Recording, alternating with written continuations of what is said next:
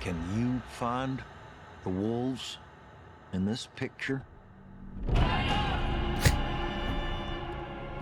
Just genius. Just genius editing right there.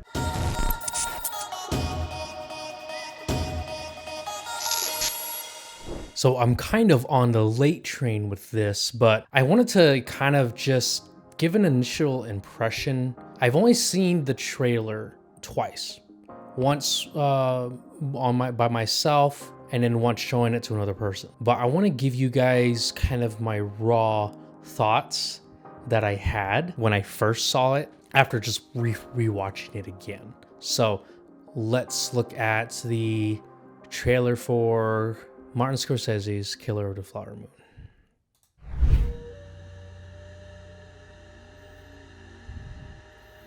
Epic shot. Apple too. I was mentioning that earlier.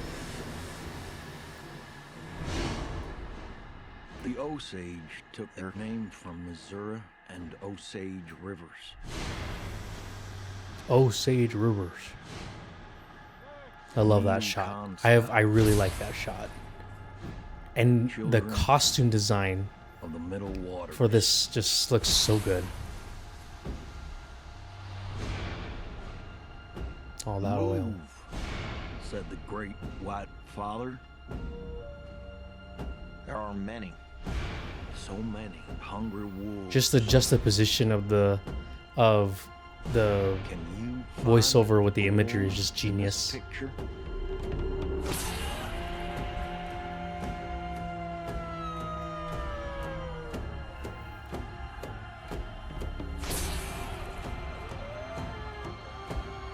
The wolf back in the background. How greed is an animal. Oh, and there's Brendan Fraser again. The screaming in the background is eerie. It turns into singing. Can you find the wolves in this picture? Just genius. Just genius editing right there.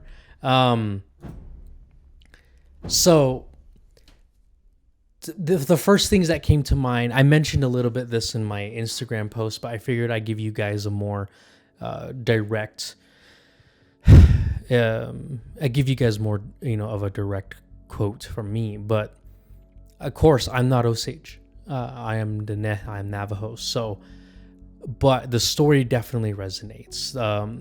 A story that resonates with me is the forced exodus to Fort Sumner in New Mexico, and then also the uranium poisoning that happened during the 1940s and 50s on the Navajo reservation, where the government basically put up front companies and employed tons of Navajo miners, but never disclosed or even warned or even talked about, the dangers of uranium and uranium poisoning and stuff like that. So that's definitely, and then there's obviously way more on top of that, the residential school system and other stuff like that. But it just, the trailer was harrowing.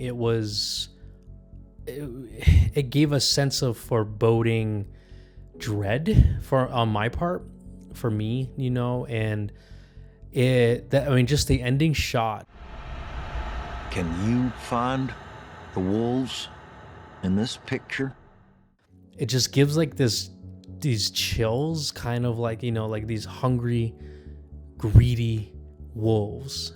And so again, like talking like on the filmmaking aspect of it, it looks great. It just looks raw. It looks heartbreaking and heart-wrenching. The story already is.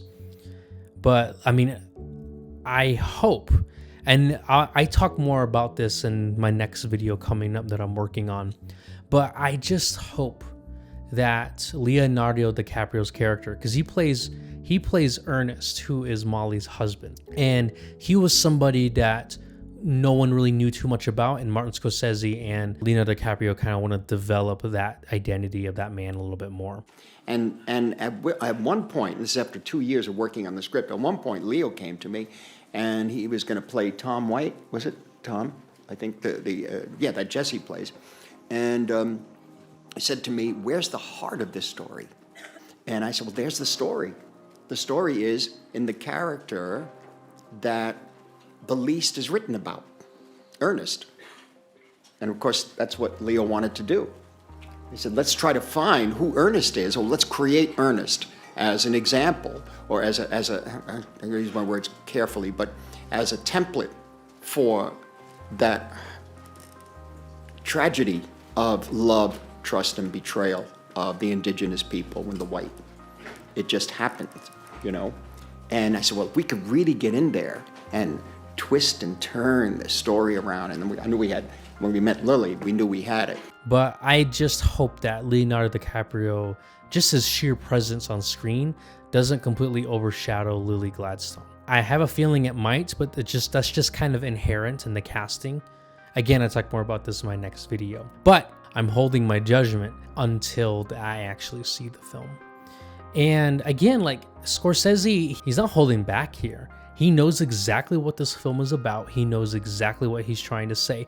In the Cannes Festival press conference, De Niro and Scorsese are trying their best, but I don't know why they were afraid to just come out and say it, but they literally were talking about how, like, yeah, like this film really made us recognize basically our white privilege. There's a kind of a feeling of entitlement it's almost, I guess you could say it's,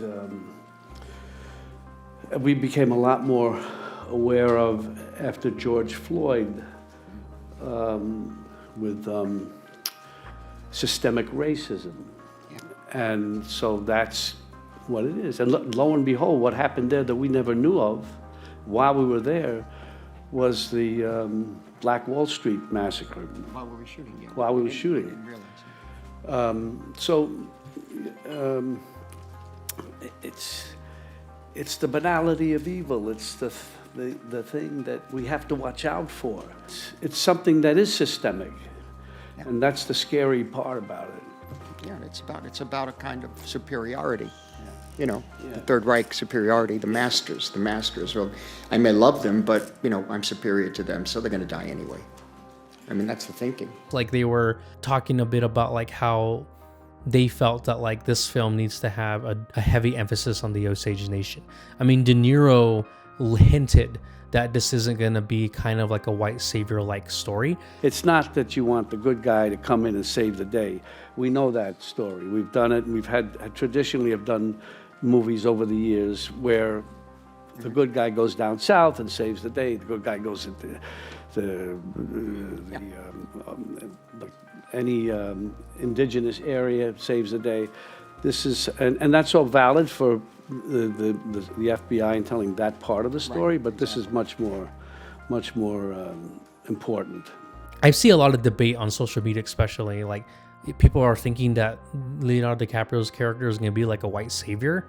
He's not, because if you know the real story and you know who he's playing, I have a feeling, because Scorsese has a soft spot for humanizing anti-heroes, humanizing people that in normal everyday life would be practically villainous. But I think he's going to take an approach where we empathize a little bit with Ernest and see the paradox of his life. I remember us talking very early on about what Marty does so incredibly well is he's able to expose the humanity of even some of the most twisted, sinister characters you could ever imagine. He brings out the human condition in his work. Yeah, I'm curious to see what Scorsese does with it. You know, the film isn't going for the mystery route, which I think was what they were going for in the first place, but we're obviously going to see something more akin to a straight up, you know, we know who's doing these murders, we know how, but we're kind of going to see it unfold. We're going to see how it affected all of these people, especially the Osage. Expressed from the point of view of the Bureau of Investigation coming in. And I said, well, I think the audience is ahead of us. They know it's not a whodunit, it's who didn't do it. You talk to many Osage now, and this is still a part of the legacy of their people now. It's in the family stories, right? Now, talking about the film itself, again, I'm gonna talk more about this in the next upcoming video about my thoughts on marketability and, Scorsese, Lily Gladstone, natives, not being so much in the prominent cast. I talk a little bit about that in the next one, but for one, I'm excited for Lily Gladstone. This is gonna blow her up for sure. And again, Lily Gladstone's been kind of going up around and about doing a lot of films that aren't necessarily like native oriented, which is great. I'm really glad that she's been put in a spotlight to really kind of talk in a very raw manner about this film and other things that are going on within the Native community. She didn't really hold back at all during the Cannes Film Festival. The first thing that just stands out in my mind, not to correct anything about what you just said, but I think what we did transcended anthropological. We're artists, we're storytellers, we reach into the humanity, and Native peoples are used to having anthropologists come in curious about everything that we do. These artistic souls on this stage here cared about telling a story that pierces the veil of what society tells us we're supposed to care about and not. By focusing on these conflicted characters, who else is going to challenge people to challenge their own complicity in white supremacy and such a platform, except for this man here? Other artists are doing that work. People listen to what this one says. So turning the big lens, the most golden lens into areas where our communities, we're speaking of the 1920s, Osage community. We're talking about Black Wall Street in Tulsa. We're talking about a lot in our film, and why the hell does the world not know about these things? Our communities always have. It's so central to everything about how we understand our place in the world. We also still need this, we need these allies. It's, so yes, it's, certainly there was the interest there, but I'm just giving you more credit than that. You were there as a human being, not as somebody who was studying people. We were immersed there, and there's no other way to tell these stories. There's no other way than to step in and allow the world that you're in to shape what you're saying. So, all of that. It's hard to, with a character like Molly, get too in there and too expository or try to explain like the thought behind the look, because that's doing this audience a disservice as well. Molly was a trick in holding true to not only the way she's perceived in the book but by the legacy that she's left in the community. By playing an Osage woman who conducts herself with grace and with measure, but also with humor and with unshakable strength. It's the reason that those of you who have seen the film, and not to ruin it for anybody, but it was the driving force of why the end needed to be what it is. The cultural perpetuity, the perseverance. And Molly is an example of somebody who, I almost don't want to talk about an acting process when it comes to her. I just had to be there and receive what the community told me she needed to be. What my own family has told me about my great-grandmother Lily, who would have been Molly's contemporary, who was also a devoutly Catholic, but also a very traditional Blackfoot woman. And all of those things. So yeah, it was, I'm not sure it's me finding it so much as it finding me. And so I'm excited to see my homie Tatanka Means. I'm excited to see Tonto Cardinal. She's also in this as well, and all the other Native actors and background characters. Now, I did hear Now, this is from an unofficial source. You know, I was working on a film set last year, and one of the grips was telling me how, because he was working on this set, and he mentioned that some of the tribal members weren't too keen on the crew being on there and, you know, shooting and everything and making the film to begin with. I honestly think that's a given for any production. There's going to be people who think that, especially with a film like this, because like you could really see it as Martin Scorsese and Apple TV capitalizing on the suffering of the people who died and the families and everything, which in a sense is true, but at the same time it's like this story is definitely one that needs to be seen. You know, that's the sacrifice of trying to get something like this out there. Of course, you could definitely get a very well-made documentary out of this, right? But I just don't think it would have as much as a reach as having this Martin Scorsese attached to it and being on Apple TV and all these other, you know, giant actors on here, you know, Leonardo DiCaprio and Jesse Plemons, you know, and Brendan Fraser, who's going through a renaissance. Again, I talk a bit more about this in my next video, but I wanted to give you guys an initial reaction. But I have to stand by what I said earlier too, is that this is cinema. You know, like I'm just glad that, you know, despite, you know, all of the franchise films, I'm not dunking on franchise films. I don't really share the same sentiment a lot of media analysts have about like superhero fatigue and franchise fatigue. I'm like, yeah, like there's a lot of them, right? But I'm just glad that like a film like this, a very serious film, a very well-crafted film by a very competent filmmaker is about to this story, right? And again, I talk a bit about this in my other video, but I am still waiting for the day where we get a film like this, but with native talent behind the camera, and you know, a native writer, director, executive producer combo, right?